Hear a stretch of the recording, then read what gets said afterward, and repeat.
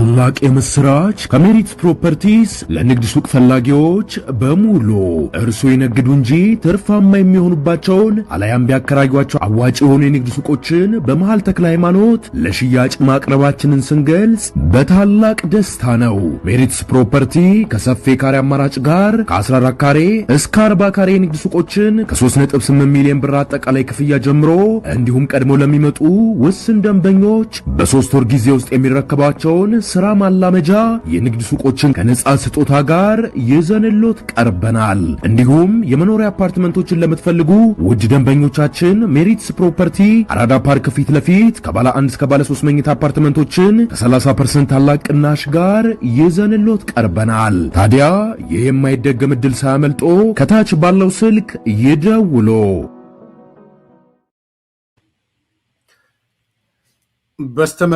በስተመጨረሻ አሜሪካ ታዝናለች። የሚሳካ አይደለም የሚል አንድረስ ይዘን መተናል። እንግዲህ በርካታ ሰዎች ሌሎች በጣም ብዙ መረጃዎች ነበሩ። ነገ ይዤላችሁ እመጣለሁ። በዚህ የነዘመነ ወአስረስ አካባቢ ፍርክስክሳቸው እየወጣ ነው። እኔ 6 ቦታ ተሰነጣጥቀዋል ስል በግራ በቀኝ ፕሮግራም ሲሰሩብኝ ሳምንቱ ሙሉ ከረሙ። ሳምንቱ ሙሉ ገደላችሁም ጎጃም ወደ 4 ቦታ ተሰነጣጥቋል፣ ሸዋው 2 ቦታ ተሰነጥቋል፣ ጎንደር 2 ቦታ ተሰንጥቋል፣ ወሎም ተሰነጣጥቋል ብዬ ስል እንደ እንትን የአማራ ጠላቶች ያልተሰነጣጠቅነውን እያሉ ሲሰሩ ነው የከረሙት። አይታችኋል። ጽሁፍም ሲያወጡ ሲሰድቡኝ ምናምን ነው ያሉት። ዛሬ ያው አደባባይ እየወጣ ነው። ብዙ መረጃዎች ደርሰው ነበረ። ለምሳሌ በማርሸትና በዝናቡ መካከል አይ ቲንክ ዝናቡ የሚባለው ማርሸትን አግቶታል። እንዲሁ እንድትሰሙ እንደው ስለፈለኩ ነው። አግቶ ይዞታል ዝናቡ። የአስረስ በምንም ተአምር ይሄ ወታደራዊ አዛዡን እነሱ ጋር ያለውን በምንም ተአምር አስረስ መሄድ አይችልም።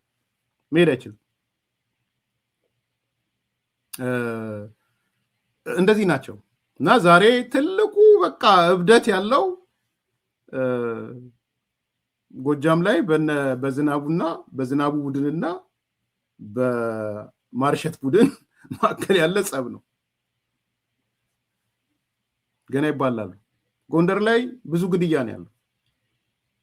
ነገ አቀርብላችኋለሁ። ያገቷቸውን ሰዎችም ገለዋቸዋል። በርካታ ሰው ገለዋል አግተው። እያንዳንዱን ይዤላችሁ እመጣለሁ። ጎንደር ላይ አግተው በጣም በርካታ ሰው ነው የገደሉት። እና የሆነ አሁን መሸፈኛ ያደረጉት አዲስ አበባ ውስጥ አንድ ፖሊስ የገደለው ልጅ አለ። አሳዛኝና ተጠያቂ መሆን ያለበት አሳዛኝ ነው፣ ተጠያቂ መሆን አለበት። ግን በቃ የዛ ግድያ መግለጫ ሰጪ ሆነዋል። ኢሃፓ መግለጫ ሰጪ ነው፣ ይሄ ፋኖ ምናምን መግለጫ ሰጪ ነው፣ ሌላው መግለጫ ሰጪ። መሞት የለበትም፣ መሞት የለም። ምንም ጥያቄ። ያ ሰው በቁጥጥር ስር መዋል አለበት። ዜናውን ሰምተና ሂዱና ሪፖርተር ላይ ስሙ። የግል ጸብ የነበረባቸው ሰዎች አንደኛውን ገደለ። የሆነው እሱ ነው። ተሳሳትኩ። የሪፖርተርን ዜና እንደው የመንግስት ዜና አላምንም ካላችሁ ሂዱ ሪፖርተርን ስሙት። ምንድነው የሚያገናኘው ከመንግስት ጋር? ያ ሰው በቁጥጥር ስር ካልዋለ መገኘት አለበት። ያ ሰው እንትን ካልሆነ መንግስት ካሸሸገው ተቃውሞ ማስነሳት አለብን፣ ማድረግ አለብን። ግን የትም አገር ላይ ያለ የነበረ የሚኖር ነው።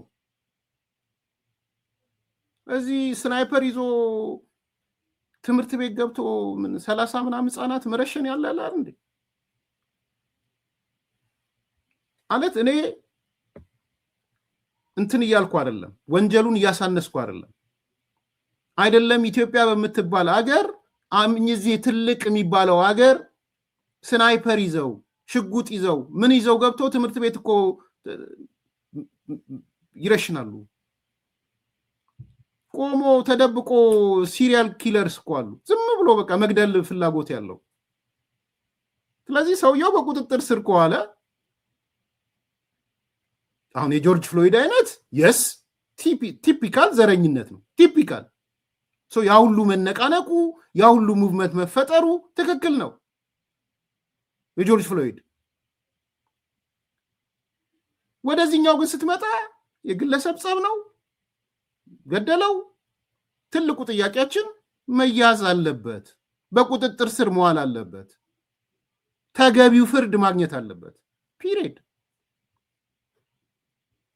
እና ይሄ ጽንፈኛው ቡድን ግን ዘረኛው ቡድን እርስ በራስ እየተበላላ ነው፣ እርስ በራስ እየተገዳደለ ነው፣ አንደኛውን እያገተ ነው። አውጪ ስትጮህ ደነገጡና ሽፍት ወደዛ ማለት እና ያለው ነገር ትንሽ በጣም አሳዛኝ ነው። በነገራችን ላይ ምስራቅ ጎጃም ዞን ሰዴ ወረዳ የተፈጸመው በጣም አሳዛኝ ጭፍጨፋ ነው የተካሄደው። ዘግናኝ የሆነ ጭፍጨፋ ነው የተካሄደው። ያገቷቸውን ሰዎች ምስራቅ ጎጃም ዞን ሰዴ ወረዳ ገለዋቸዋል። እና እዛ አካባቢ የሚታየው ነገር ትንሽ ያስፈራል እና ብዙ መረጃዎች ስላሉ አቀርብላችኋለሁ። ግን ፖሊስ በወዲያው ወደ ቁጥጥር ስር እንደዋለው ሰምቻለሁ። በቃ ሪፖርተር ዜናውን ሰማውና እኔ ተውኩት። ምንም መጠየቅም አያስፈልግም። ምንድነው የሚያስፈልገው? ይሄ እኮ ሀፕን ያደርጋል፣ የሚያደርግ ነገር ነው። ባያደርግ ጥሩ ነው። ግን ሁሉም የማህበረሰቡ ውጤት ነን። ይሄ እኮ ግልጽ መሆን አለበት። ይህን ሌላም ሀገር ይደረጋል። ለህግ ቁጥጥር ስር መዋል ግን ትልቁ ስራ ነው። ፖለቲካል ግድያ ነው ወይ ግድያው? አንድ ሰው እኮ መግለጫ ወደ ማውጣት ምናምን ሲሄድ አሁን ትብብር ምናምን የሚባለው የሆነ ነገር የሚባሉት ጠቅላላ ሚዲያው ፖለቲካል ግድያ ነው። በፖለቲካ ምክንያት ፖለቲካ መንግስት ወስኖ ወረዳው የፖለቲካ ሀሳቦች ወስነው ዘን ይገደል ብለው የፖለቲካ ግድያ ነው የተካሄደው። አይታችሁታል። እንትና ጓደኛው ታስሮ ዘመነ ማነው አስረስ እዛ ጫካ ቁጭ ብሎ ይሄንን ነው የሚለጥፈው። የብልጽግና የመጨረሻው ምዕራፍ ብሎ ይለጥፋል። አስረስ እኮ ነው። ስለ እንትና ለምን አልጻፍክም? ማርሸት ምን እየሆነ ነው? ዝናቡ ምን እያደረገው ነው? ማርሸትን ግን አንድ ነን ትላላችሁ። በእርግጠኝነት እኮ ነው የምነግራችሁ። በምንም ተአምር አስረስ ከሱ ቦታ ተነስቶ ሌላኛው ጎጃም ቦታ እኔ ምስራቅ ምዕራብ ስለሚምታታብኝ ነው መሄድ አይችልም። ዝናቡ ነው አይደለ አዛዡ። ዝናቡ ያለበት ቦታ አስረስ መሄድ አይችልም በፍጹም። ስለምን ያወራል? ስለ ኢትዮጵያ ምናምን ያወራል። ግን አስረስ እስቲ ሂድና አሳየን። አሁን ውሸት ነው ኤርሚያስ የሚያወራው ብለህ የዝናቡ ቴሪቴሪ ላይ ሂድና አሳየን። የጎንደር ቴሪቴሪ ላይ ደግሞ ዘመነ ሄደ አሳየን። ጎንደር ሄደ እስቲ ያሳየን።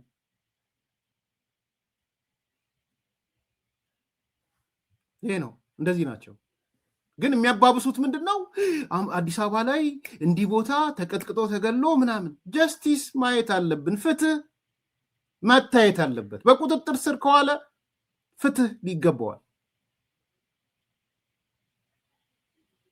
ይህም በደንብ መታየት አለበት ብዬ ነው።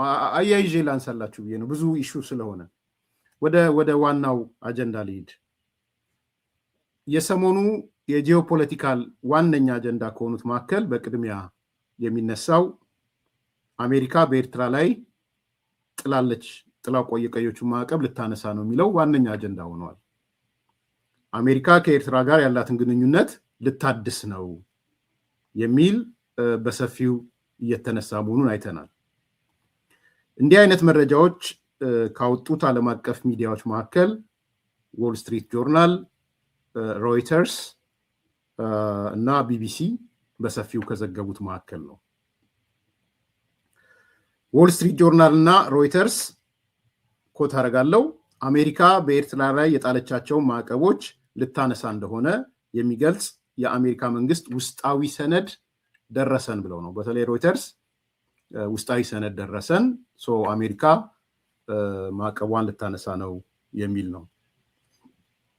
ሁለት መሰረታዊ ምክንያቶች እንዳሉ ያነሳል ሰነዱ። ሮይተርስ አገኘሁት ያለው ለምንድን ነው የምታነሳው የሚለው አንደኛ ከአስመራው መንግስት ጋር ያላትን ግንኙነት በማሻሻል አሜሪካ በቀጠናው ያጋጠማትን ችግር በተለይ ከኢራን ጦርነት ጋር ያጋጠማትን ችግር ለመቅረፍና ቀይ ባህርን ለመቆጣጠር ነው። ቀይ ባህር አካባቢ ያለውን ነገር ለመቆጣጠር ከኤርትራ መንግስት ጋር መነጋገር አለብኝ የሚል ነገር ማዕቀቡን ማንሳቷን ያሳነሳል። ሁለተኛው ግን ኤርትራና ኢትዮጵያ ወደ ጦርነት እንዳይገቡ ለማድረግም የሚል ነው። የጦርነት ዝንባሌዎች ይታያሉ፣ እነዚህ ዝንባሌዎች እንዳይመጡ ነው የሚል ነው ያነሳው። ሮይተርስ ዲፕሎማቶች ነገሩኝ ብሎ አሜሪካ በኤርትራ ላይ የጣለችውን ማዕቀብ የምታነሳ ከሆነ ኢትዮጵያ የባህር በር ለማግኘት ልትወስዶ የምትችለውን የኃይል እርምጃ፣ የጉልበት እርምጃ አልደግፍም ልትል ትችላለች የሚል አውጥቷል። አይ ቲንክ የኢትዮጵያ መንግስትም የኃይል እርምጃ ልውሰድ በግዴጄ በወረራ ልፈጽም ያለ አይመስለኝም። ቅድምም የሰማችሁት የጠቅላይ ሚኒስትሩ ንግግር በኃይል በወረራ የሚል ነገር የለው። ዞሮ ዞሮ ግን የጉልበት አማራጭን እንደ አማራጭ አሜሪካ አትደግፍም፣ ቢያሰነድ ያንን ያመለክታል ብሏል። ሮይተርስ ለኢትዮጵያና ለኤርትራ ማስጠንቀቂያ ተሰጧቸዋል ብሎ የሚያነሳው ነገር አለ። አነበዋለሁ። የሮይተርስ ዘገባ ነው። ለኢትዮጵያ መንግስትና ለኤርትራ ብሎ ማለት ነው። ኢትዮጵያና ኤርትራ አንዳቸው በሌላኛው ውስጣዊ ጉዳይ ላይ አለመረጋጋትን የሚፈጥሩ ተሳትፎ እንዲተውና ወደ ግጭት እንዳይገቡ እንዲቆጠቡ ማሳሰቢያ ከአሜሪካ ተሰጥቷቸዋል ይላል። እንግዲህ በአንድ በኩል እርስ በራስም ወደ ግጭት እንዳይገቡ አሜሪካ አስጠንቅቃለች ነው የሚለው የኤርትራ መንግስትንም የኢትዮጵያ መንግስትንም። በሌላ በኩል ደግሞ በውስጥ ጉዳያቸው አንዱ በአንዱ ላይ ጣልቃ እንዳይገባ አስጠንቅቃለች የሚል ዶክመንቱ ላይ አግኝቻለሁ ነው የሚለው። ዎል ስትሪት ጆርናል አንድ ሁለት ሶስት ነገሮች ነው የሚያነሳው። መረጃውን ቶሎ ቶሎ ስጣችሁ ብዬ ነው። ዎል ስትሪት ጆርናል ዋሽንግተን አስመራ ላይ የጣለቻቸውን ማዕቀቦች የማንሳት ሂደት ለመጀመር ፍላጎት አላት ብሏል። ይሄ ካለፈው ሳምንት ላይ ሰፊ አጀንዳ የነበረ ነው። የፕሬዚዳንት ትራምፕ ከፍተኛ አማካሪ ግን ሞሳድ ቦሎስ የሚባሉት የአረብ ሀገራትና የአፍሪካ ተወካዩ ማለት ነው አማካሪው በኤርትራ ላይ የቬኔዙዌላ ሞዴል እንጠቀም የሚል ምክር ሀሳብ እንዳቀረቡ ዎል ስትሪት ጆርናል አንስቷል። በዚህ ደግሞ የኤርትራ መንግስት ዘለግ ያለ ተቃውሞ ማንሳቱን ከ3 ቀን በፊት አንስተነዋል።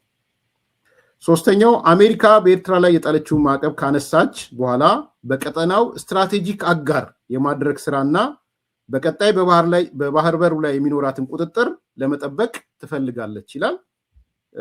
ይሄ ሮይተርስም ተመለከትኩት ያለው ሰነድ ላይ ይሄ ቀይ ባህር አካባቢን አሜሪካ ለመቆጣጠር እንደ አማራጭ መውሰዷን የሚያነሱ ነገሮች ነው ያየ ነው።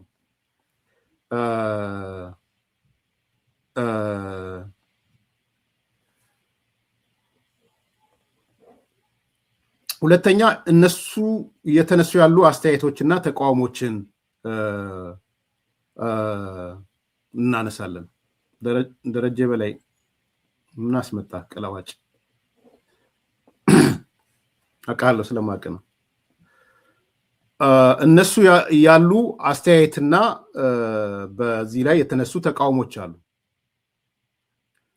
አንደኛው የተነሳው አስተያየት አሜሪካ ወይም ፕሬዚዳንት ትራምፕ በፍጥነት በኤርትራ ማዕቀብ ማንሳት ላይ ውሳኔ ሊያሳርፍ ይችላል ወይ የሚል ትልቅ መወያያ ሆኖ አይተናል።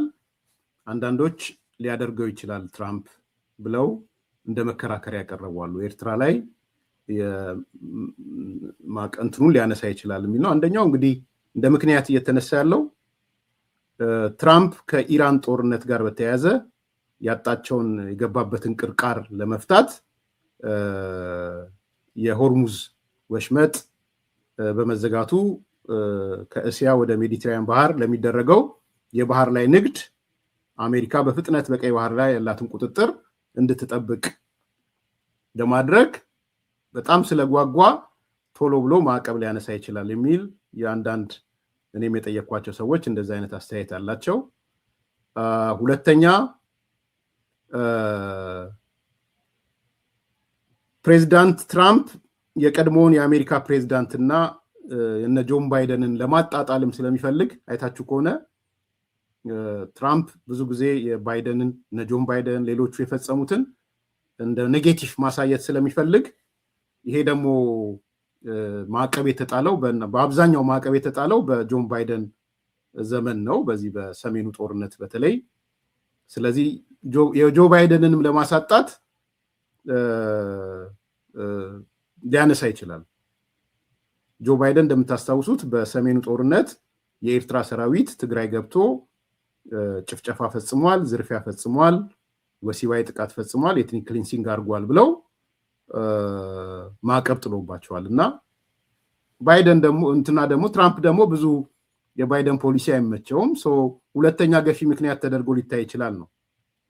ሶስተኛው በቅርቡ የወጣው የትራምፕ የብሔራዊ ደህንነት ፖሊሲ ነው። ይሄ ደህንነት ፖሊሲ በሀገሮች ላይ የጣልቃ አለመግባት፣ ሰጥቶ መቀበል፣ ትራንዛክሽናል የሆነ ምን አለ የምሰጠኝ ምን አለ የምሰጥህ የሚል እንጂ የዛች ሀገር ሰብአዊነት ምን ይመስላል፣ ዴሞክራሲ ምን ይመስላል፣ ዲክታተርሺፕ ምን ይመስላል ምናምን የሚል ነገር አዲሱ የትራምፕ ፖሊሲ ከዛ ጋር የተሳሰራል። ለአሜሪካ የምትሰጠው ነገር አለህ የለህም ነው ጥያቄው። ካለህ ወዳጅ ነህ፣ ከሌለህ የራስ ጉዳይ ነው። ስለዚህ ይሄ አይነት ስሪት ስላለው ትራምፕ ከአሜሪካ ጋር ያለው ግንኙነት ወደ ተሻለ ሊሄድ ይችላል። ስለዚህ በፍጥነት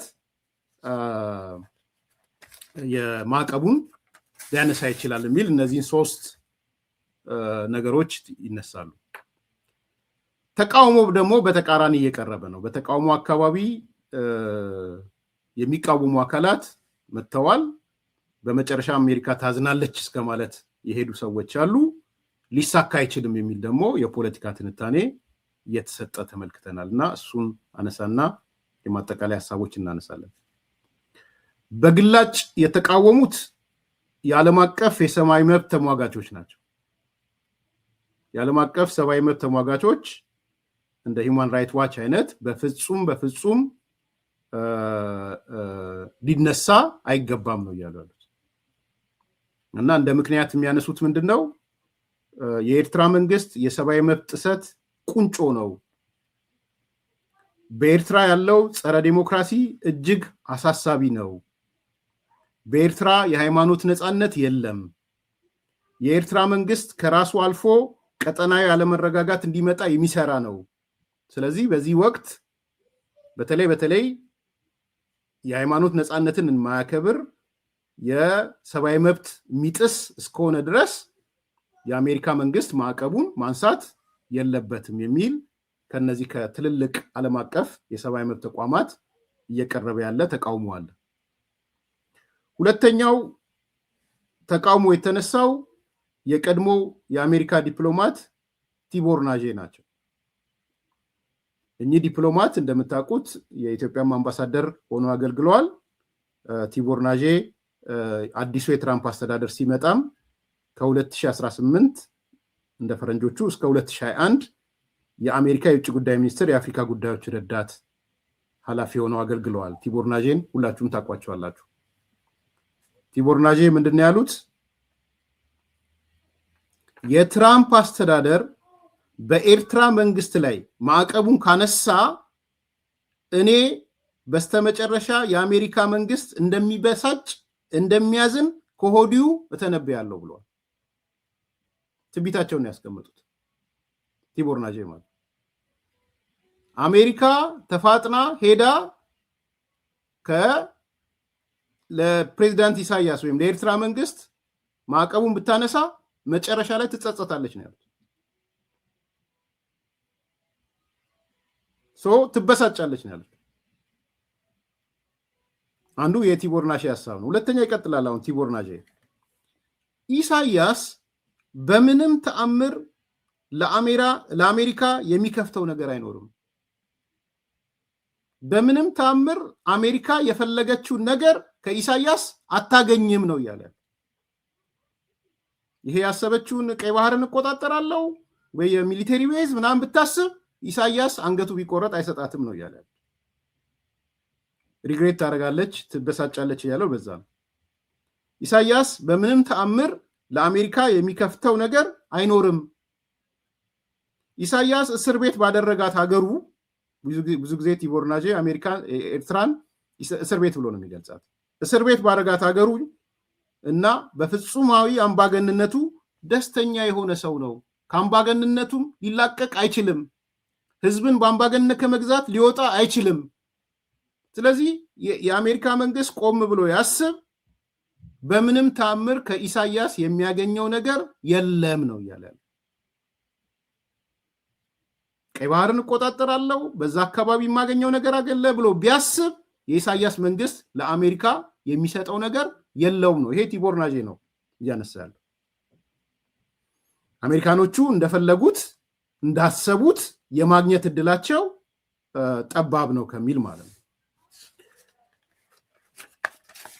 ሌላው ፕሮፌሰር ሻትል ነው። ሻትል ታውቁታላችሁ። በምስራቅ አፍሪካ ጉዳይ ላይ ተመራማሪ ፕሮፌሰር ነው። ብዙ ጊዜ ፕሮ-ቲፒኤልኤፍ ነው ይሉታል። ትልቁ አንዱ የጥናቱም ይሄ ስለሆነ ሻትልም ይስማማል ከቲቦር ናጄ ጋር እና ሻትልም እንደሚለው በፍጹም የሚሳካ ነገር አይደለም ነው የሚሳካ ነገር አይደለም ነው የሚለው ሻትል። ሚዲያውንም ጋዜጠኛውንም እያመሰገንን ትንሽ ስሙት፣ ዋና ቁም ነገር ስለሆነ የሻትልን ስሙት እዚህ ጋር። But if you could focus on Eritrea and the US for now, Shatil, your reaction to that news was to say, and you repeated it now, to say that it's a no-brainer. You don't think there is a high chance that the rapprochement could succeed. Why? Well,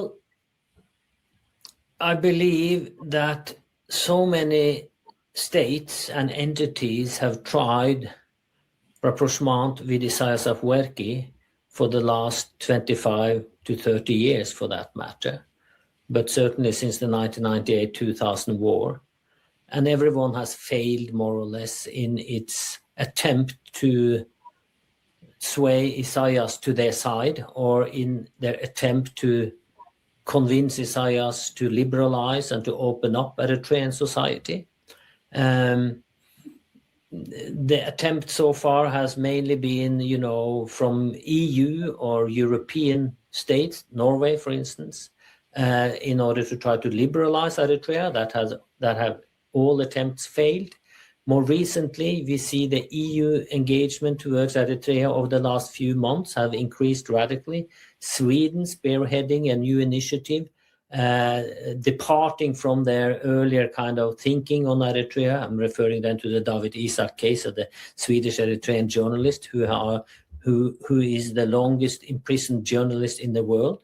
And they are also trying to engage with Eritrea, trying to have dialogue with Eritrea, trying to have an understanding of Isaias Afwerki's movement.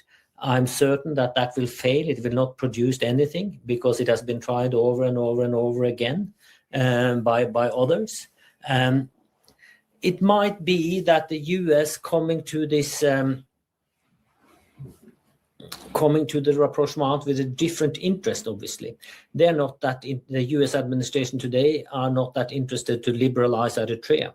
They have their own interest in the rapprochement, the geopolitical security interests, and safeguarding safe passage through the Red Sea.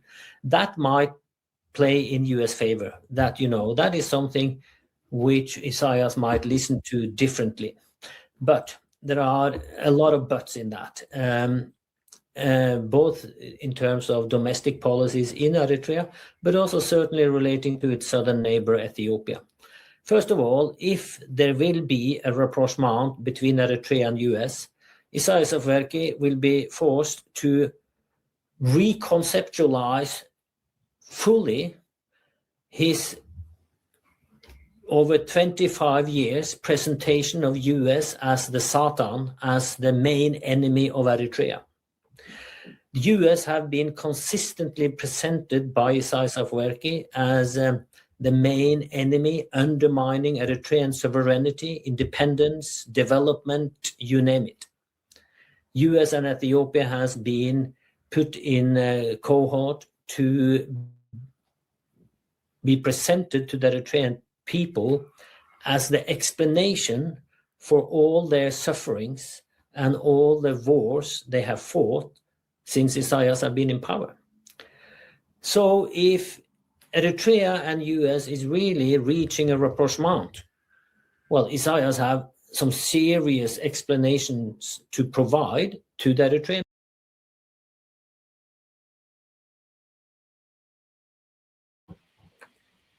ምን እያለን ያለው ሸትል ለብዙ ዓመታት ኦልሞስት ከ25 እስከ 30 ዓመታት ኢሳያስን እኮ ለመቅረብ ተሞክሯል። ከ25 እስከ 30 ዓመታት እንደ ኢሮፓ ህብረት አይነት እንደ ኖርዌይ በኋላ ላይ ስዊድን የመሳሰሉት ኢሳያስ አፈወርቂን በተደጋጋሚ ቀርበውት ሊበራላይዝ እንዲያደርግ የኤርትራ ማህበረሰብ ነፃነት እንዲጠብቅ ሞክረው ነበር። በተደጋጋሚ ጊዜ ሞክረው አልተሳካላቸው ነው አንዱ መከራከሪያው። በፍጹም አይቻልም እያለ ያለው ማለት ነው። የስዊድኑ ጋዜጠኛ በዓለም ላይ ለረጅም ዓመታት የታሰረ ጋዜጠኛ አንደኛ ቁጥር 1 የስዊድኑ ጋዜጠኛ ነው። ስዊድኑ ጋዜጠኛ እንዳሰረው አሁንም አስሮት እንዳለ ታውቃላችሁ። በህይወት ይኑር አይኑር አይታወቅም። ስለዚህ ሪአፕሮች ለማድረግ ለመቅረብና ለማናገር አውሮፓ ህብረት ያላረገው ጥረት የለም። ኖርዌይ ያላረገችው ጥረት የለም ላለፉት 25-30 ዓመታት። ስለዚህ ይሄ አንዱ ችግር ነው። ከባድ ነው። ኢሳያስን መቅረብ በጣም ከባድ ነው እያለ ነው። People, how come this enemy, this enduring enemy of the Eritrean state suddenly is an ally of Isaias Afwerki? Has he kept then the Eritrean people in the dark for 25 years? Has he fooled the Eritrean people of what he have said? Has it been a lie? All his excuses and explanations for the endless military service, for the endless wars, for the what Eritrea calls the strategic depopulation of Eritrea, the refugees. This is serious issues. Then Isaias need to explain or to provide some other explanations why Eritrea is facing all the challenges they are facing if US is not the big enemy any longer. I think that will be a bit too much to bite off for Isaias, to be frank. The second thing is obviously ሁለተኛ የሚለው እንግዲህ በእርግጥ አሜሪካ የመጣችበት መንገድ ከጂኦፖለቲካል ሴኩሪቲ ከጂኦፖለቲካል ደህንነት አንጻር ነው የመጣችው አሜሪካ። ይህም ሆኖ ይላል በጣም ጠቃሚ ነጥብ ነው የሚያነሳው። ይህም ሆኖ ኢሳያስ ላለፉት 30 ዓመታት ወይም 25-30 ዓመታት የኤርትራ ጠላት ዋነኛ ጠላት አሜሪካ ናት ብሎ ሲሰብክ ነው የኖረው።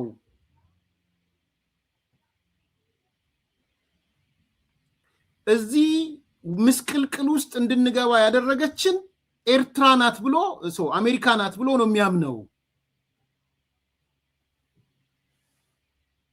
ዋነኛው የኤርትራ ጠላት አሜሪካ ናት።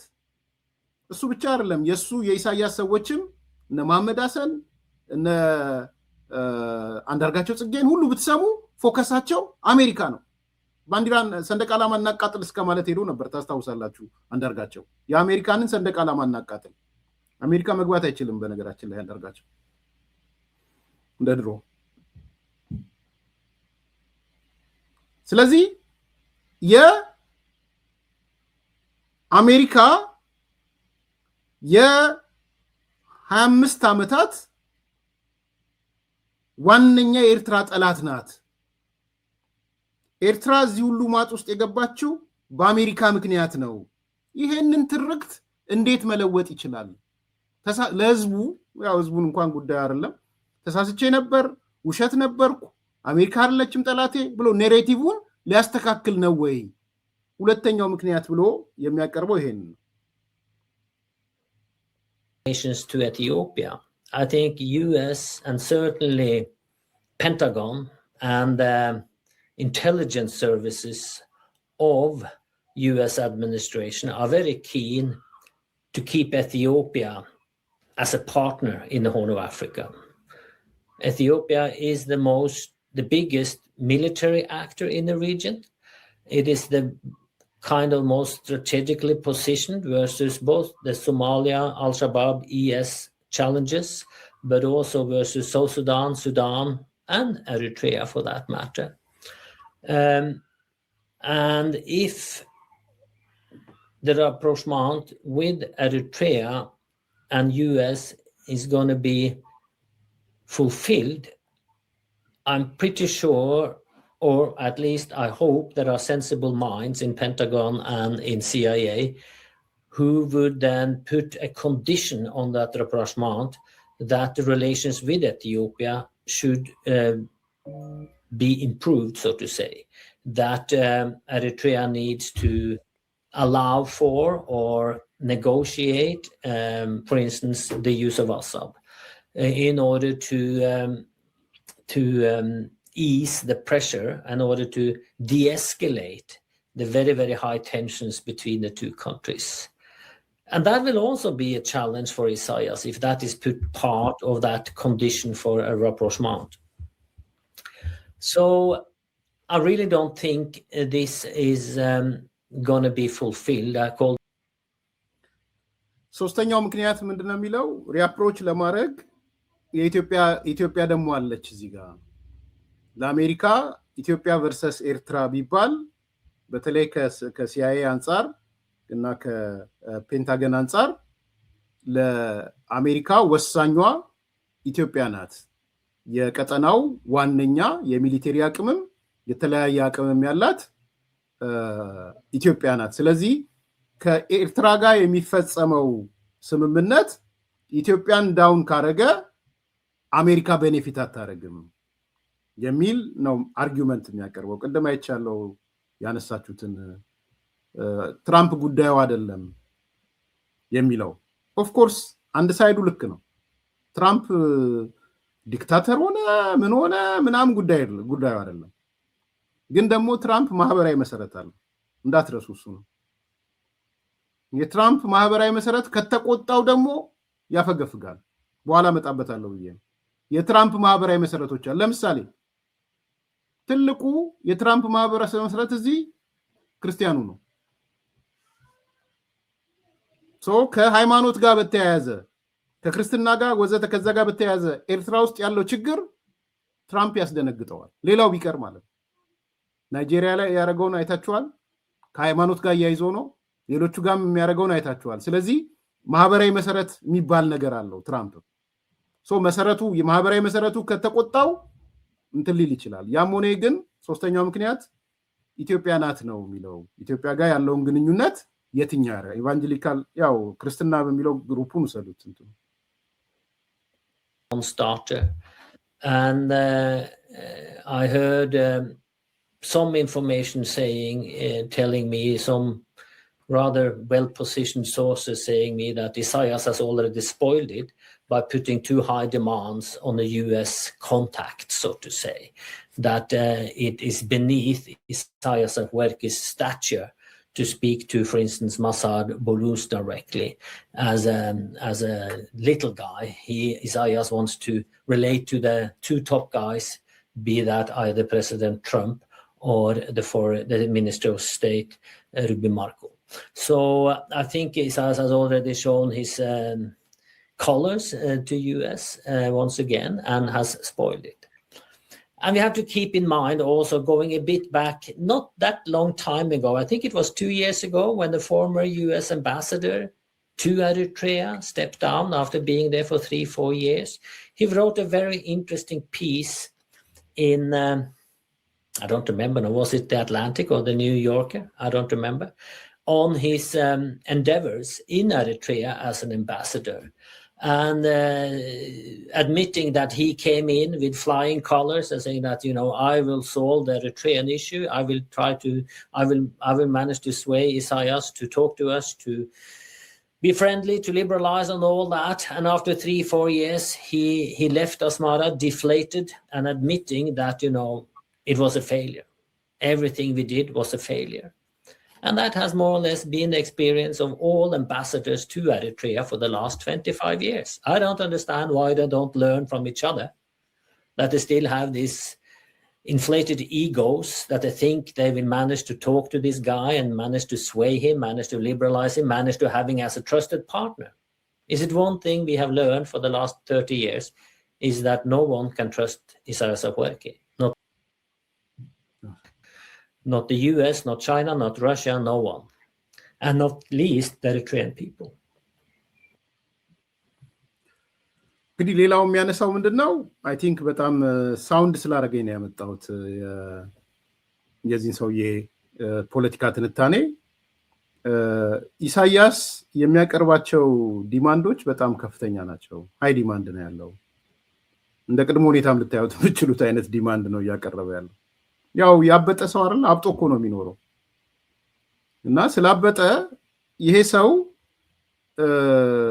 ለምሳሌ መገናኘት የሚፈልገው ወይ ከአሜሪካው ፕሬዚዳንት ወይ ደግሞ ከውጪ ጉዳይ ሚኒስትሩ ማርኮ ሩቢዮ ጋር ነው።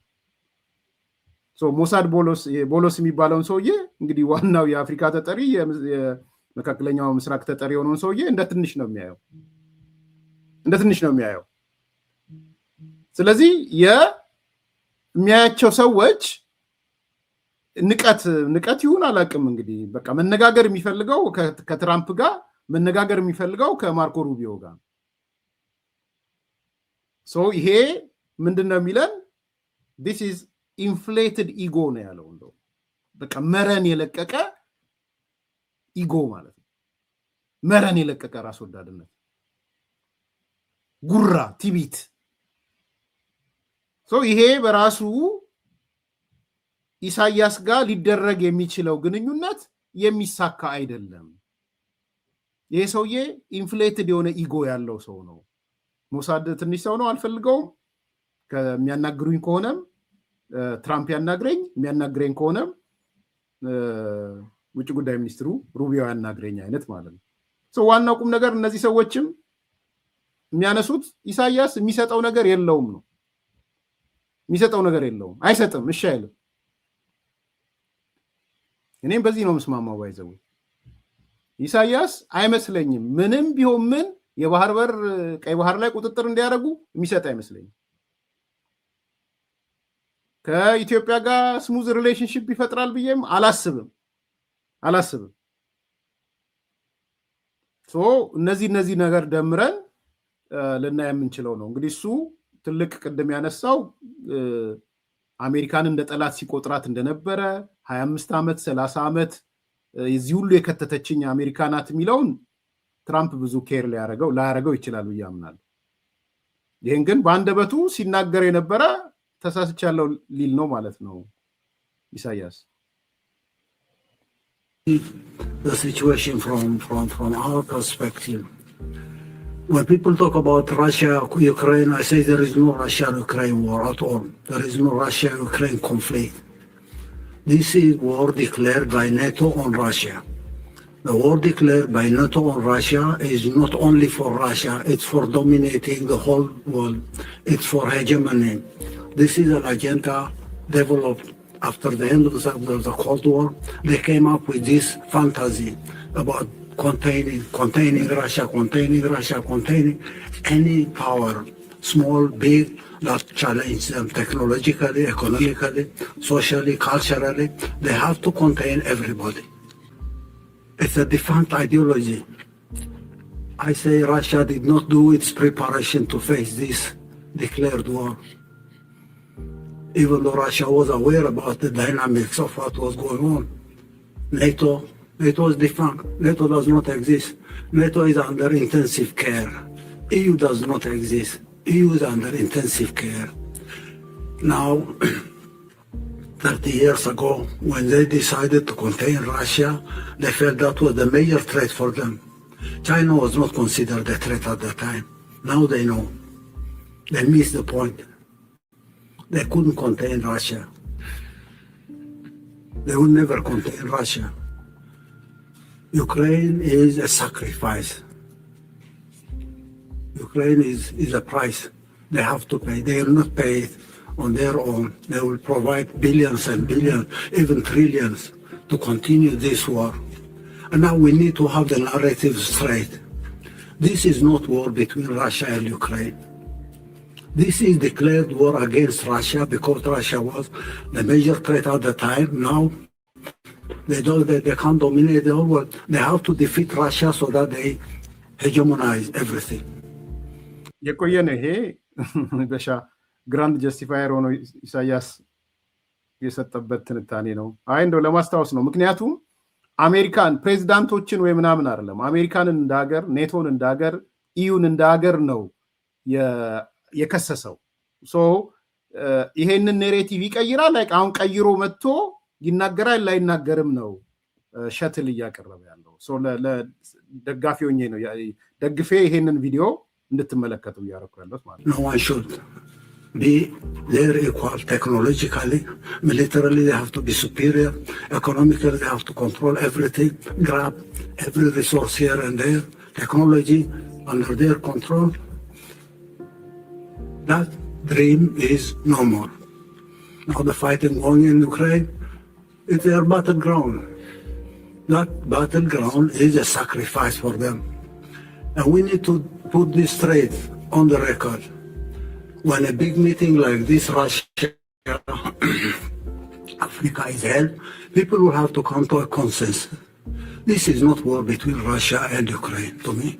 And anyone who has a different explanation will have to tell me. This is war declared on Russia, but declared war for hegemony. The last 30 years we have seen the details of the mechanics of this declared war.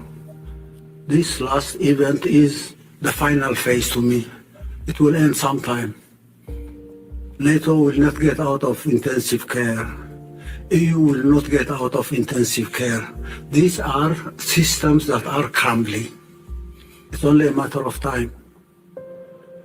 And the whole world will have to be prepared not to defend Russia, but stand with Russia so that this hegemonistic idea will not prevail at any point in time in history. How do we design a plan? How do we fail this one without any further cost? They are printing money. They are not manufacturing anything at all. It's printing money. And this has been one of their weapons globally. The monetary system, the global monetary system controlled by dollar and euro has been used. Sanctions here, sanctions there, sanctions there, grabbing this account, grabbing that account has been one of their tools. This is not going to continue indefinitely. And we need a new financial architecture globally. Not controlled by euro, not controlled by the dollar, not controlled by other currencies. To me, this failure of the attempt to contain Russia will immediately move to the east. Containing China is their next agenda. እንግዲህ ስለ ኔሬቲቭ ነው የሚያወራው። በነገራችን ላይ ዝም ብሎ የግለሰብ ምናምን አይደለም። አውሮፓ ነው፣ ኔቶ ነው፣ አሜሪካ ነው፣ ምዕራባውያን ናቸው። ዋነኛ ጠላቶቻችን እነሱ ላይ ነው። ጠላት ጦርነት መክፈት አለብን ነው እያለ ያለው። አሁን ምንድን ነው ሊል የሚችለው? ለራሽያ ነው እየነገረ ያለው እና ኔሬቲቭን በዚህ መጠን ሰማይ ሰቅሎት ነው የነበረው። ገንዘብ መስራት አለብን፣ እንዲህ ማድረግ አለብን፣ ዶላር መጠቀም የለብንም ወዘተ ወዘተ። ኢትስ ኖት ይሄ የአሜሪካን ጠላትነት የአውሮፓን ጠላትነት ነው እንጂ ከግለሰብ ጋር። ስለዚህ ይሄንን እንዴት ነው የሚቀለብሰው የሚል ነው ሸትል እያነሳለው። ሰው ይሄ ኢሳያስ ይሳነዋል ብዬ አላስብም። ከሀገር ውስጥ አንጻር አይሳነውም፣ ከዓለም አቀፍ አንጻርም ብዙ ይሳነዋል ብያል። ለመከርበት ችግር አለበት ብያል። ግን ወደብ ይሰጣል ወይ ባህር በር ይሰጣል ወይም ለአሜሪካ ይሰጣል የሚለው ነገር አይ ቲንክ ዘበት ይመስለኛል። ኢብራሂም አብደላ በጣም በቃ አንድ የተሳሳተ ነገር አለ በዚህ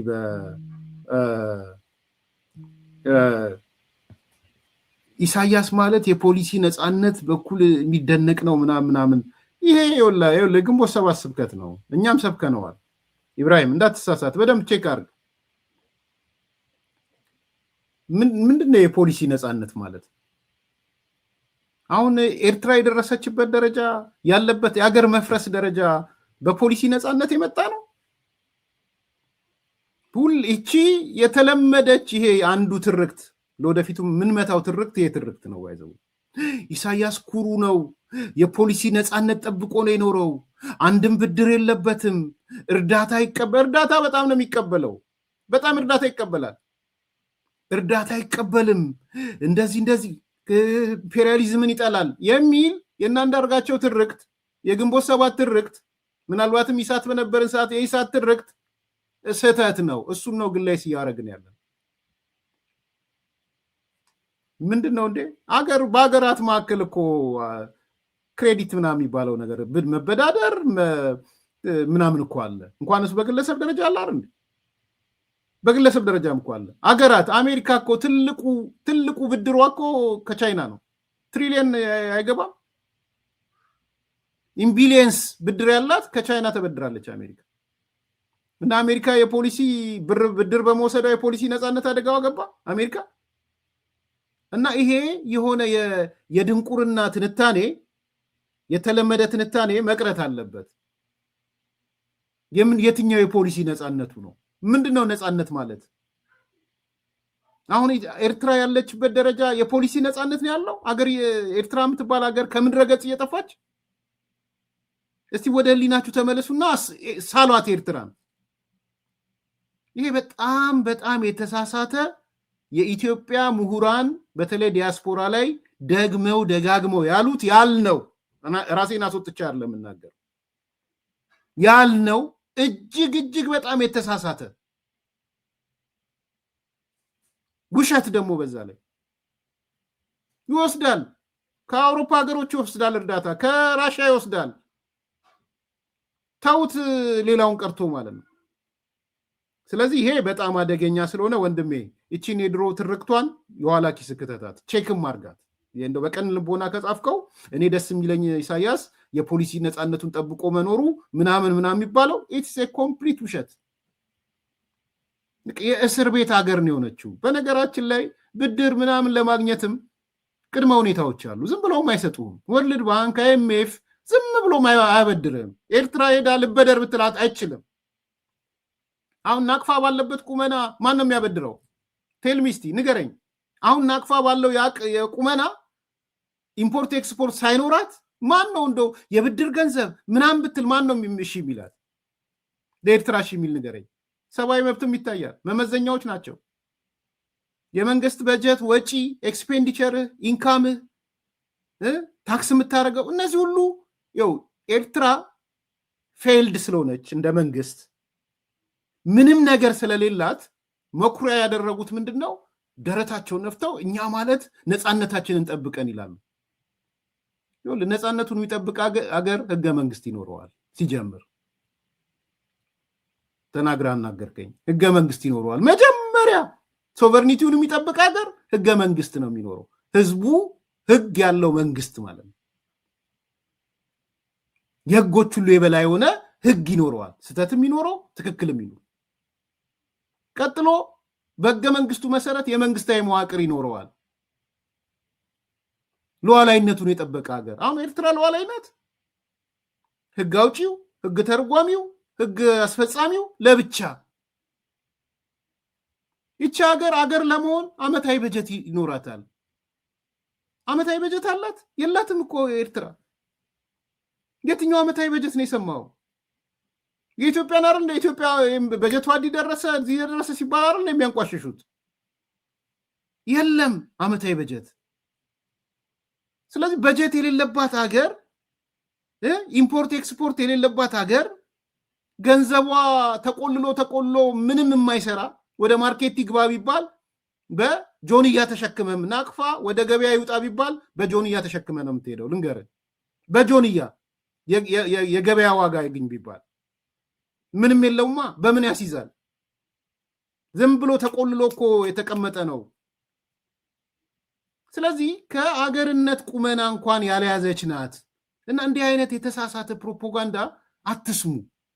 በቃ ትላንትና እኛ ያሳሳትናችሁ ሰዎች አሳስተናችኋል። እኔ ውጪ አይደለም ከዚህ ነገር አለውበት። ኤርትራ ማለት ብድር ማትቀበል ኮፍተን ፕሮፌሰር መስፍንን ጨምሮ በነገር ነፍሳቸውን ይማር ነው ፕሮፌሰር መስፍንን ጨምሮ ኩራት ያለው ምናምን ኩራት ምንድነው? ራት ሳይኖር ኩራት ምንድነው?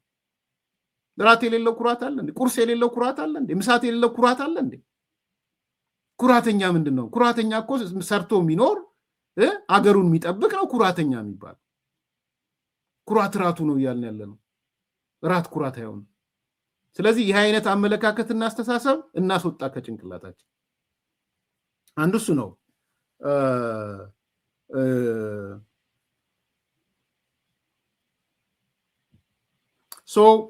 ከዚህ አንጻር ማየት ያለብን ይመስለኛል። በመጨረሻ አራተኛ የሚያነሳውን እንስማውና ማጠቃለያ እናደርጋለን። were held in Cairo, and that gives us the idea that Egypt is central player here. So if the US is relying on Egypt and on Eritrea, why does it have to put a lot of emphasis on Ethiopia? Why does it matter? Because it's relying on forces that are hostile to Ethiopia, generally speaking. Yeah, and I think Egypt is certainly a very close ally of US militarily, security-wise in the region. It's the second biggest ally after the biggest one, Israel.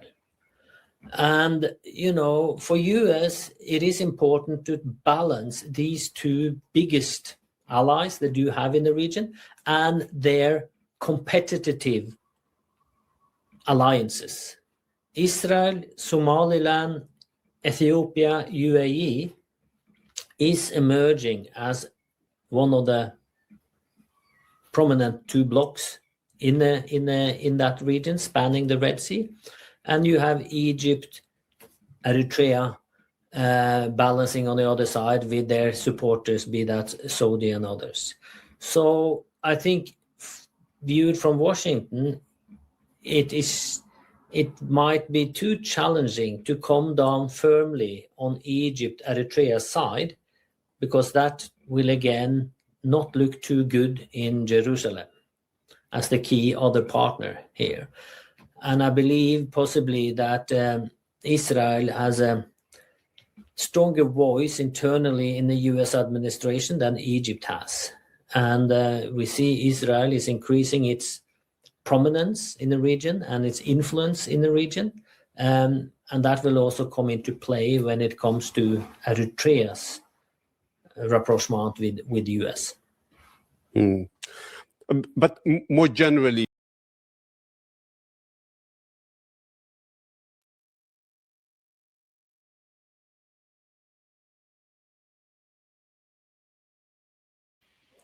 ዓለም አቀፍ ኃይል አሰላለፉን የገለጸው ይሄ በደንብ የምታውቁት ስለሆነ ማለት ነው። እስራኤል አለች፣ ዩኤኢ አለች፣ ሶማሊላንድ አለ፣ ኢትዮጵያ አለች በዚህ ወገን። በዛ ወገን ደግሞ እነ ግብጽ፣ እነ ሳውዲ፣ እነ ኤርትራ ምናምን አሉና እናወዳደር ከተባለ ማወዳደሪያው አሜሪካ ኢንክሉዲንግ ትራምፕ ቅድሚያ የሚሰጠው ለእስራኤል ነው። ቅድሚያ የሚሰጠው የሱን ነው እያነሳ ያለው። ከዛ በተረፈ እንግዲህ ትላንትና በርዕሳችን ላይ እንዳነሳ ነው የእስራኤልና የሶማሌላንድ ሰዎች አዲስ አበባ ላይ ተሰብስበዋል። የኢኮኖሚክ ፎረም የሚል ስብሰባ አድርገዋል። እሱም የፈጠረው ጫጫታ አለ። በተለይ በተለያየ አካባቢ እንዴት ሶማሌላንድ እና እስራኤል አዲስ አበባ መጥተው ይሰበሰባሉ ምናምን። ቱቦርናጄም በጣም ጥሩ ስቴፕ ነው፣ ጥሩ መንገድ ነው የሚል አስተያየት ሰጥቷል። እሱ ራሱ የራሱ ኢምፓክት አለው። እስራኤል ሶማሊላንድን ይዛ መጣ አዲስ አበባ ላይ ስትሰበሰብ ምን እንደው ያረጋች ያለችው የሚል ነገር የሚያስነሳ ይመስለኛል። እና ተደምሮ ሲታይ እንግዲህ ብዙ በኢሳያስ ወገን ያሉ ሰዎች ሲጨፍሩ ነው ያየነው። ግን እኔ እንደማስበው ቢሳካና ኢሳያስ ከተወገደ በኋላ ጥሩ ሪሌሽንሺፕ የሚኖር እኔ ደግፋለሁ። ከዛ በኋላ አፍተር ኢሳያስ ነው ሁሉ ነገር ኖርማላይዜሽን፣ የኢትዮጵያም ኖርማላይዜሽን፣ የአሜሪካም ኖርማላይዜሽን፣ የሌላውም ቢመጣ እኔ ደስ የሚለኝ ከኢሳያስ በኋላ ነው። ይሄ ግን የመንግስታት ውሳኔ። ኢሳያስ ባለበት ምንም ነገር ይቻላል ብያለሁ። ምንም እሱን ነገር አብረን ብናየው ጥሩ ይመስለኛል። ከዛ በተረፈ እንግዲህ እንትኑን እያነሳችሁ ነው የዚህ የፋኖን ፋኖ ምንም እነሱ አልቆላቸዋል። እንደው እንደ ሞጫ አንድ ነገር አነብላችኋለሁ። ዛሬ አስረስ ማረ ትግሉን ትቶት መጽሐፍ ቅዱስ ጋር ገብቷል። ዛሬ አስረስ ማረ መጽሐፍ ቅዱስ ጋር ሲገባም ደግሞ ጠቢቡ ሰለሞን ጋር ነው የገባው። አስረስ የጠቢቡ ሰለሞን ታሪክ ነው እኛ ጋር እየመጣ ያለው ብሎ ዛሬ ለጠፈው። ትግል አረግን ምን አረግን አለ ጠቢቡ ሰለሞን ብሎ ነው የመጣው። አንብብላችሁ አስረስ ማረ ዳምጤ በመጽሐፍ ቅዱስ አንደኛ ነገሥት ምዕራፍ 3 ከቁጥር 16 እስከ ቁጥር 28 ስር ንጉሥ ሰለሞን ከእግዚአብሔር የተቀበለው ጥበብ በተግባር የተተረጎመ ዝነኛ ፍርድ ሰፍሯል። ስለ ፍርድ አወራልን። አሁን አስረስ መጥቶ ፍርዱ ደግሞ ከየት ከመጽሐፍ ቅዱስ ጎትቶ አመጣው። ይሻለዋል። ታሪኩ ባጭሩ እንዲህ ነው። ሁለት እናቶች በአንድ ቤት ውስጥ ይኖሩ ነበር። ሁለቱም በቅርብ ቀን ልዩነት ወንድ ልጆች ወለዱ። ከመካከላቸው አንዲቱን እናት በሌሊት ተኝታ ሳለ ልጇን ተጭነው ይሞታል። የሞተው ልጇን በሕይወት ካለው የጓደኛዋ ልጅ ጋር በድብቅ ቀየረችው። ሁለቱም እናቶች ሕይወት ያለው ልጅ የኔ ነው ብለው ተከራከሩ። ንጉሥ ሰለሞን እውነቱን ለማውጣት እንዲህ አለ። ሰይፍ አምጡና ሕይወት ያለውን ሕፃን ሁለት ቦታ ሰንጥቃችሁ ለእያንዳንዳችሁ ግማሽ ግማሽ ስጧቸው። እውነተኛዋ እናት አንጀቷ ስለራራ ጌታዬ ሆይ እባክህ ሕይወት ያለውን ሕፃን ለእሷ ስጣት እንጂ አትግደለው ብላ ለመነች። ሐሰተኛዋ እናት ለእኔም አይሁን ለአንቺም አይሁን ይቆረጥ ይሰንጠቅ በማለት ጭካኝነቷን አሳየች። ንጉሥ ሰለሞን እውነተኛዋ እናት ልጁ እንዲገደል ያልፈለገችው መሆኑን አወቀ። ሕፃኑም ከአንጀቷ ለራራችው እውነተኛ እናቷ እንዲሰጥ ፈረደ። የእናት ፍቅር ለልጇ ሕይወት ሲል የራሱን መብት አሳልፎ እስከ መስጠት ያደርሳል። ጎርፍ ያመጣው ትግሉን በማጅራቱ ሊያርደው ሲሞክር የትግሉን ደርዝ እና መልክ የሰራው ደግሞ ትግሉ እንዳይሞት ወደ ውስጥ እየገነባ መቀጠል ግዴታው ነው። የኛው ንጉሥ ሰለሞን እስኪመጣ ይህ ሊሆን ግድ ነው። አርበኛ አስረስ ማረ ዳምጤ። አሜን። እዚህ ደረጃ ደርሰዋል። አስረስ ንጉሥ ሰለሞን መጣ፣ እውነተኛ እናት፣ ሌላኛውም እናት፣ አንዷ ሞተ። ከዛ በኋላ ሕፃኑን ይዘው ሄዱ። ሕፃኑ ይዘው ከሄዱ በኋላ ንጉሥ ሰለሞን ጋር ቀረቡ። ንጉሥ ሰለሞን ለሁለት ሰንጥቁትና ተካፈሉ አለ። እውነተኛ እናቷ አይ እሷ ትውሰደው አለች። ያችኛዋ ግን እንሰንጥቀዋለች። ሰው አስረስ የቱ ነው? ዘመነ የቱ ነው? ዝናቡ የቱ ነው? ማነው ስሙ? ማርሸት ፀሐዩ የቱ ነው? አሁን ምን ጀምረዋል ደግሞ? አሁን ሳያቸው ነበር አንዳንዶቹ ያኛው ይሄ ዝናቡ የሚባለው ከግንቦት ሰባት ከኤርትራ ከምናምን ስለተሳሰረ ድሮም ቢሆን ግንቦት ሰባት ገብቶብን አያፍሩም እኮ አውሮፓ ያሉት አሁን ግንቦት ሰባቶች ገብተውብን ድሮም አስራት ማነው ዝናቡ አሉላ ነው ስትሉት አልነበር? የአፍሪካ ጀነራል ነው ስትሉት አልነበር? እንደው እንደተስቁ ነው። ለዛሬ እንዲህ ነው እና እባክህ ግርምሽ ውጣና አልተሰነጣጠቁም ብለህ ደግሞ ጻፍ። መልካም ቀን። አዎ ደስ ብሎኛል። ደስ ብሏል ይለኛል። በጣም ነው ደስ ያለኝ። እንደ ሻቢያ ተላላኪ ሲፈረካከስማ በጣም ነው ደስ የሚለኝ። የቲፒኤልኤፍ ተላላኪ ሲፈረካከስ በጣም ነው ደስ የሚለኝ። ደስ ብሏል ይለኛል። በጣም ገና ጉዳቸው ይወጣል። ገና አርፈው ሰብስበው ራሳቸውን ወደ ድርድር፣ ወደ ውይይት፣ ወደ ንግግር ካልመጡ ጉዳቸው ነው የሚፈለው። ከሱዳን ጋር ተጣብቆ ትላንት ነግሬያቸዋለሁ። ምን አልፋሽካን ሊሰጥ ነው ለሱዳን?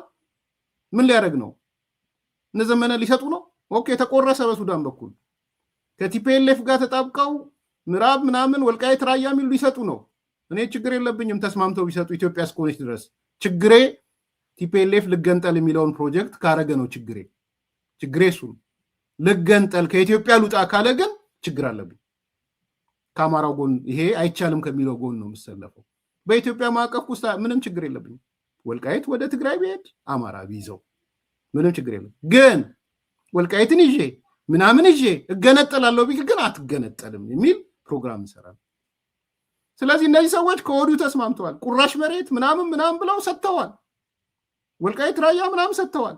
በዛ በኩል የሱዳን ሰጥተዋል። በዚህ በኩል ስንጥቅጥቃቸው ወጥቷል። ቲፒኤልኤፍ ደግሞ ዞር ብላ የሆነ ኤርትራ ውስጥ ትግራይ ውስጥ የምናምን ነፃ አውጪዎችን ይዛለች። ክልል አረጋቸዋለሁ ብላ ያዘቻቸው። ስለዚህ ይሄ ጉድ ቢጋለጥ ይሄ ጉድ ከጨዋታ ውጪ ቢወጣ እኔ ያልተደሰትኩ ታዲያ ማን ነው የሚደሰተው? እርስ በርስ ይበላሉማ በጣም ነው ደስ የሚለኝ። በጣም ስራዬ ነው እየሰራሁ ያለሁትም እሱን ነው። በግልጽ እንድትሆን እየሰራሁ ያለሁትም እሱን ነው። በድፍረት ወጥቼ ብዙዎች የማይደፍሩትን ተራራ እየገፋው ያለሁት ለዛ ነው። እንደ ተራራው ደግሞ እየተናደ ነው። ትላንትና በማህበር ተደራጅተው ሊያጠፉን የሞከሩ ሰዎች የእስክንድር ምናምን እንዴት እስክንድር አርበኛ ሚል ካልተጨመረበት ታላቁ ሚል ካልተጨመረበት እስክንድር ብቻ የሚለው ቃልማ ነጠላ ናት። እንደ ሚዲያ ፕሮፓጋንዳ እንደ ኤዲቶሪያል ለምንድን ነው ታላቁ ሚል ማጨምረው ሲባል የነበረ የኔ ወንድም አሁንስ ምን መጣ? እስክንድር አባላን እነዚሁ ሰዎች እስክንድር አዲስ አበባ ምናምን ብሎ ከፋፈለን። የአዲስ አበባ ሚዲያ ማዕከል ምናምን ብሎ ድርጅት ሊያቋቁምብን በድርጅት ላይ ድርጅት እስክንድርን ሊያስበሉት ነው። ትላንትናስ ለእኔ እስክንድር ነግሮኛል። እስክንድር በእኔ ዙሪያ ነው ያለው። አትዋሹ፣ ተዉ ያልኩት ለዛ ተዉ። እንደዛ አይደለም፣ እየዋሹ ነው። እስክንድርን አስብተው እያስበሉት ነው። እኔ ለእስክንድር ጠበቃ ልቆም አይደለም እንደማልቆም ከዛ በኋላ ተናግሬያለሁ። አስብተው እያስበሉት መሆኑን ግን መናገር ስለነበረብኝ አስብተው እያስበሉት ነው። ዛሬ ትላንትና ከአንዳንዶቹ ጋር ሆነው እዚህ የተለያየ ቦታ የነሱ አክቲቪስቶች ነበሩ፣ ሲያትል ምናምን ያሉ እንስቶች ምናምኖች። ዛሬስ እከሌ የሚባል እስክንድር አንድ ነገር ቢሆን ተጠያቂ ነህ ይሉታል። የካሜራ ሌባ እያሉ የስቱዲዮ ሌባ እያሉ ትላንት አልነገርናችሁ? የስቱዲዮ ሌባ የካሜራ ሌባ ማለት ጀመሩ። አንድ ላይ እኮ ወገብ ቋጥረው እኮ ሲሰድቡን ሲናገሩን የነበሩ ሰዎች ማለት ነው። ዛሬስ እስክንድር በፋኖ መከፋፈል ጊዜ የተናገረ ነው። አይ ቲንክ ፌቨን ጥሩ ነገር ነው ያነሳሽው። ይህን ታሪክ እስክንድር በፋኖ መከፋፈል ጊዜ አፋድ በነበረ ጊዜ ተናግሮን ነበር። አዎ ትዝ አለኝ። ዋው ልክ ነሽ ፌቨን። እንዴት ረሳሁት? ይህን ታሪክ እኔ የወጣሁት የንጉሥ ሰለሞን ታሪክ ነው ብሎ እስክንድር ተናግሮት ነበረ። እኔ ማለት የልጇ እውነተኛ ነኝ፣ የእውነተኛ ልጁ እናት ነኝ። ስለዚህ ሲሰነጠቅ ተሰንጥቆ ይሰጠን ከሚሉት ሰዎች አይደለሁም ብሎ እስክንድር ነጋ። ቴንኪዩ ፌቨን። አዲስ ኮምፓሶች ታሪክ ራሱን ይደግማል። በምን መንገድ ይደግማል? ቧልተኛ በሆነ መንገድ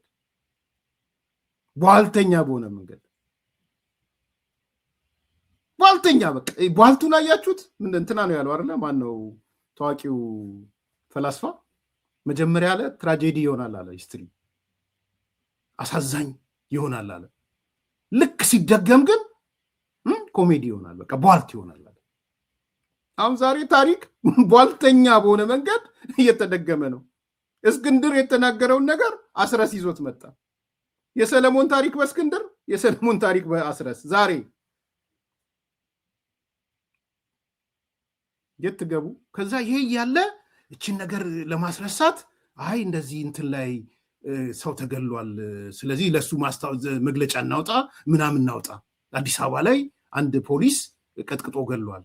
አዎ ይገላል፣ መቀጣት አለበት፣ የህግ የበላይነት መስፈን አለበት። እና ዛሬ በጣም የምር ደስ ብሎኛል ስላስታወስሽኝ። እስክንድር ትዝ አለኝ፣ በኋላ ላይ ነው ይመጣልኝ።